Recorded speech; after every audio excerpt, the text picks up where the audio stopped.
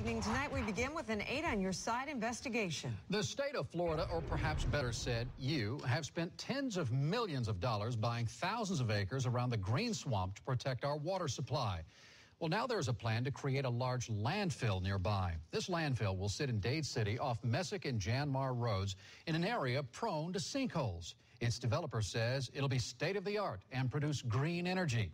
But tonight, as senior investigative reporter Steve Andrews tells us, if something goes wrong, this dump could taint drinking water from Dade City to Tampa and beyond. It's quiet, it's peaceful. Linda Cluey calls this 6 acres in Dade City home, has for 20 years. These days, she mostly grows new varieties of roses here. She loves her barns, her pastures, the quiet and fresh air. I can smell the roses and the orange blossoms. Cluey worries a plan to put a garbage dump about a half-mile from her property will spoil her solitude and paradise. I think it's going to be an attractive nuisance. There's going to be birds everywhere, rats, animals.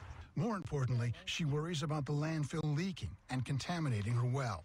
The landfill that Angelo's aggregate materials plans will cover 90 acres. Household garbage will stack an average 150 feet high. It'll also sit about a mile from the green swamp. The Hillsborough, Withlacoochee, Peace, and Ocklawaha rivers flow out of the green swamp. Those rivers provide much of Central Florida's drinking water. As garbage decomposes and turns to liquid, neighbors worry it'll seep into the Floridan aquifer and the green swamp.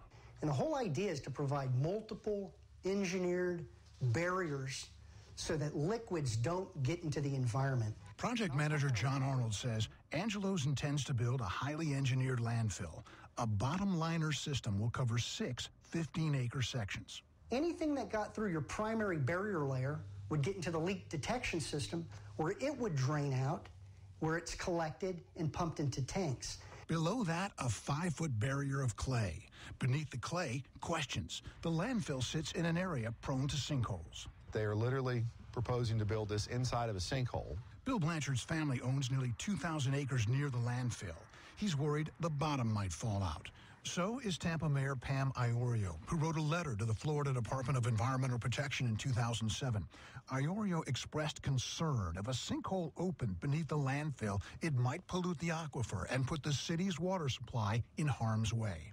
The Florida Geological Survey told DEP the probability of a sinkhole forming in a landfill site is moderate. So Blanchard hired a team of geologists to review the geotechnical data submitted by Angelo's to the state.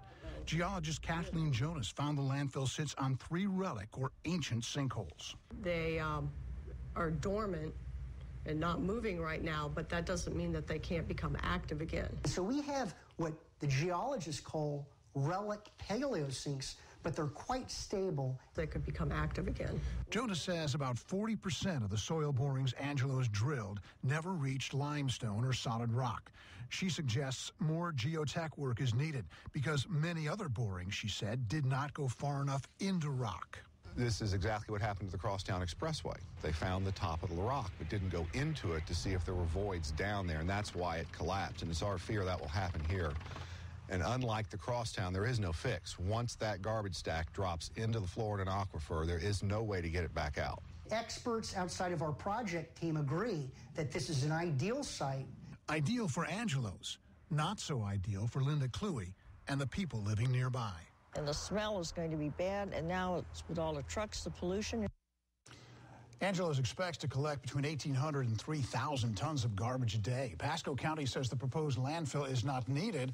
The state decides next week whether to issue an intent to permit or an intent to deny. And you were telling me that the opponents hired their own geologists. They did their own studies, and they're not convinced that this is a good idea at all. Well, yeah, they're not convinced that the ground is solid enough to put a landfill on there. You know, PR firm Angelo's hired says the issues of sinkholes is a red herring and an effort to distract from the facts. But one soil boring or test went down 150 feet without finding solid limestone. Another close by went down 130 feet and no limestone.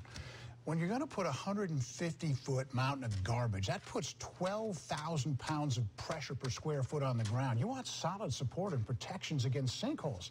Angelo says that its designs disperses that weight, but others just aren't convinced. And because of that, we're going to be hearing more about this sinkhole issue because that's going to be a sticking point, obviously. That's just an issue that won't go away.